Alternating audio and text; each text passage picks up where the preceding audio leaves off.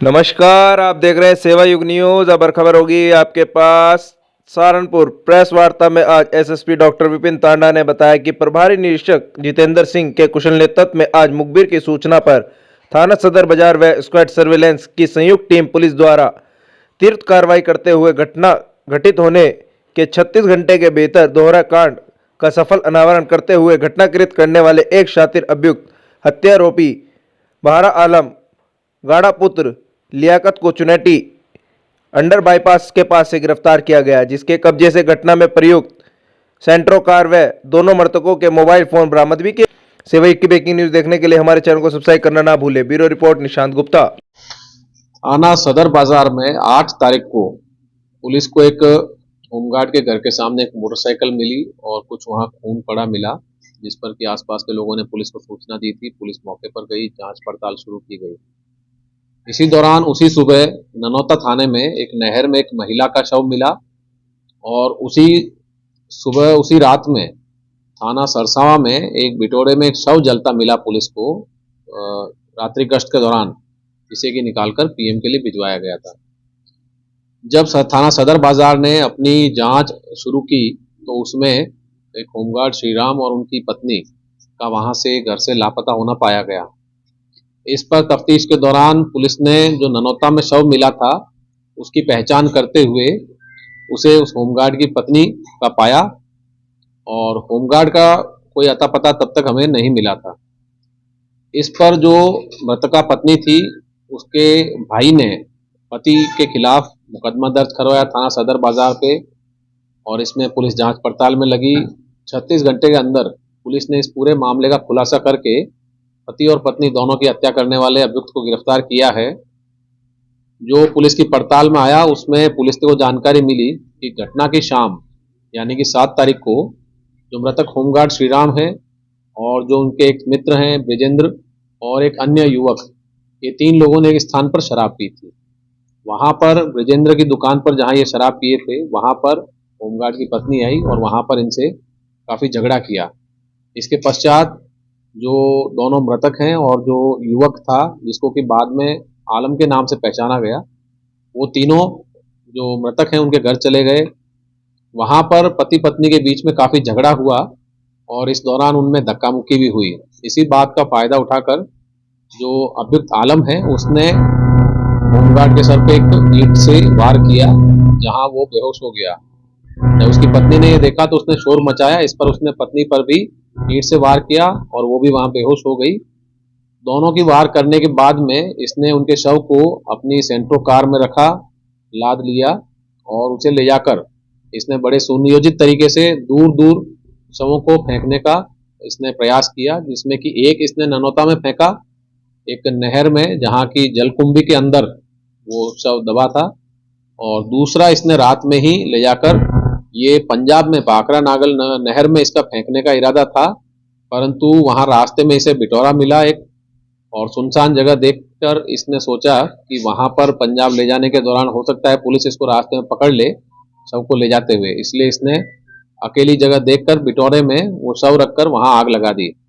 परंतु वो आग लगते देखकर पुलिस पार्टी जो गश्त पे थी वो वहां पहुंची और उन्होंने शव को निकालकर पीएम के लिए भिजवाया। हालांकि चेहरा जलने की वजह से उनकी शिनाख्त नहीं हो पाई, परंतु बाद में बदमाश ने ही वो जगह दिखाई और बताया कि यहाँ पर उसने होमगार्ड का शव जलाया था।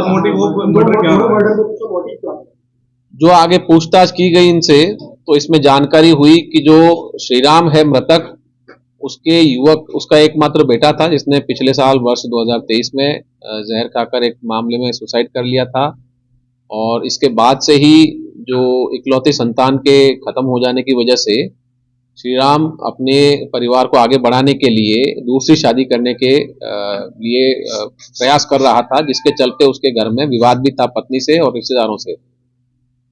इसी क्रम में जो ये अभियुक्त था आलम, इसका और श्रीराम का जो मृतक है उसका आपस में 15 सालों से काफी जानकारी थी, दोनों का एक दूसरे के घरों पे आना जाना था। और 2019 में ये जो अभियुक्त है आलम, ये एक मामले में जेल गया था। इसने पूछताछ में बताया कि अभी इसे 2-3 महीना पहले जब ये श्रीराम के साथ शराब पी रहा था तो श्रीराम ने इसके सामने प्रस्ताव रखा कि ये अपनी पत्नी को छोड़ दे और उसकी पत्नी को श्रीराम के पास भेज दें। इस पर इसके मन में शक गहराया कि इस प्रकार का प्रस्ताव इसे क्यों दिया गया है। इस पर इसने जाकर अपने घर पर अपने परिजनों से और पत्नी से पूछताछ की, जिसमें कि इसको पूरी ये जानकारी हुई कि इसकी पत्नी और जो मृतक हैं श्रीराम, उसके बीच में संबंध बन गए थे जब ये जेल में था, और उसके बाद में निरंतर इनका आना जाना आपस में लगा रहा, और इसी के चलते आक्रोश और विद्वेष की भावना से इसने ये घटना कारित करने की योजना बनाई। फिर इस पर शक न जाए इसके लिए इसने जाकर पंजाब में एक मंडी में पल्लेदारी का काम किया, वहां कमरा किराया लिया। ये पहले भी वहां रह चुका था 1 साल के लिए, और दोबारा ये वहां गया।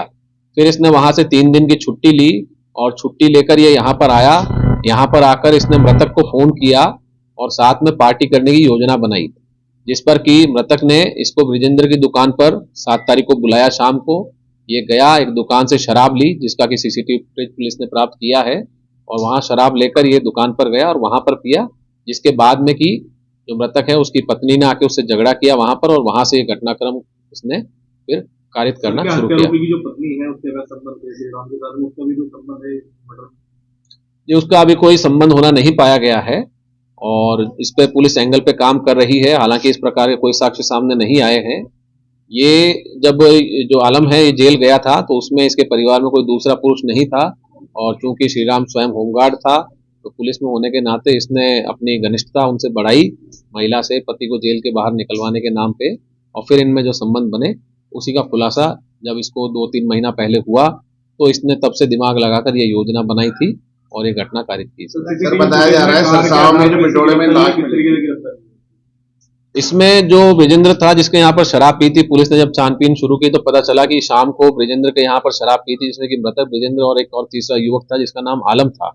आलम रामपुर मनिहारन का रहने वाला है, और उसी आधार पर पुलिस ने इन दोनों से पूछताछ की। जब आलम से पूछताछ की गई तो इसने अपना जुर्म कबूल किया और इसने पूरी घटना को कारित करना स्वीकारा। उसी आधार पे बिटोरे में जो शव जला था उसकी भी शिनाख्त हुई है। जो सारे इस दौरान इसके सीडीआर थे और सीसीटीवी फुटेज कई जगह के पुलिस ने इकट्ठा किए हैं, जिसमें कि इसके बताए अनुरूप उसकी गाड़ी का आना जाना पाया गया है। साथ ही इसके जो सीडीआर हैं उसमें भी इसने घटना करने के बाद में वो फोन बंद कर दिए थे, और घटना होने तक इसकी जो पुष्टि हुई है इसके संबंधों की